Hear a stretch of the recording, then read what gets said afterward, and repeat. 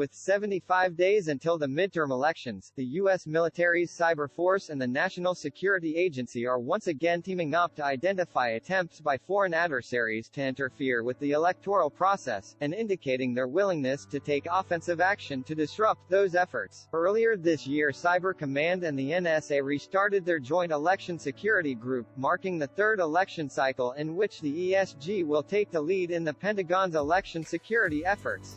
The Office of the Director of National Intelligence has repeatedly warned that Russia, China, Iran, and others may work to interfere with U.S. elections, including the voting process and voter beliefs and perceptions.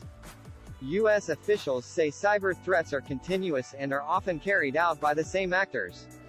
But they also say these groups tend to hone in on events or targets of opportunity, like elections, and shift more of their efforts to disrupting them. The ESG will monitor foreign adversaries who may be attempting to interfere with or influence elections and share information with other government agencies like the Department of Homeland Security and the FBI, with private industry, and with U.S. allies to stop those attempts before they affect American voters.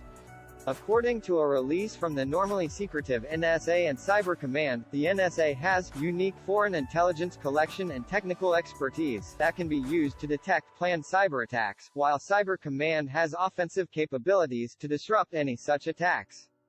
Cyber Command has the authority to initiate some offensive measures against foreign actors on its own, but in other cases authorization must come directly from the President. We view the election as a continuum of operations, part of our persistent engagement approach, said a spokesperson for the ESG.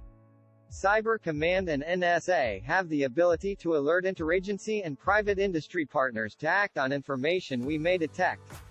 This enables those partners to alert victims of cyber activity and engage in mitigation response. We have the ability, as a whole of government, to respond at speed. Efforts include increased touchpoints and planning sessions with DHS, FBI, and ODNI. In the past, comments about possible offensive action have often come after elections and been more vague.